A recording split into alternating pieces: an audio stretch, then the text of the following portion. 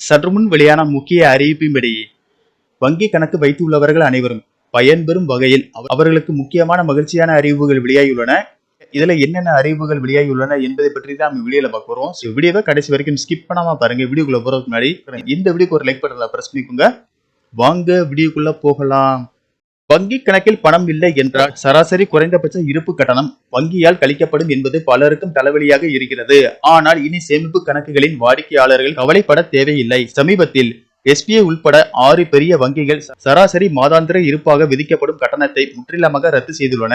அதாவது இப்போது உங்கள் கணக்கு காலியாக இருந்தாலும் வங்கியால் எந்த கட்டணமும் கழிக்கப்படாது. எந்தெந்த வங்கிகள் இப்போது குறைந்தபட்ச இருப்பு கட்டணத்தை ரத்து செய்துள்ளன என்பதை அறிந்து கொள்ளலாம். முதலாவதாக பேங்க் ஆஃப் பரோடா குறைந்தபட்ச இருப்பு நிபந்தனைகளை பூர்த்தி செய்யாததற்காக அனைத்து நிலையான சேமிப்பு கணக்குகளிலும் விதிக்கப்படும் கட்டணத்தை ஜூலை 1, 2025 முதல் பரோடா வங்கி ரத்து செய்துள்ளது. இருப்பினும் பிரீமியம் சேமிப்பு கணக்கு திட்டங்களில் இந்த கட்டணம் ரத்து செய்யப்படவில்லை. இரண்டாவதாக இந்தியன் பேங்க் குறைந்தபட்ச இருப்பு கட்டணத்தை முற்றிலுமாக ரத்து செய்வதாக இந்தியன் வங்கியும் அறிவித்துள்ளது. அனைத்து வகையான சேமிப்பு கணக்குகளிலும் சராசரி குறைந்தபட்ச இருப்பு கட்டணம் ஜூலை 7, 2025 முதல் ரத்து செய்யப்பட்டுள்ளது. அடுத்ததாக கனரா வங்கி இந்த ஆண்டு மே மாதத்தில் வழக்கமான சேமிப்பு கணக்குகள் உட்பட அனைத்து வகையான சேமிப்பு கணக்குகளுக்கும் குறைந்தபட்ச இருப்பு கட்டணத்தை கனரா வங்கி ரத்து செய்துள்ளது. இவற்றில் சம்பளம் மற்றும் NRI சேமிப்பு கணக்குகளும் அடங்கும்.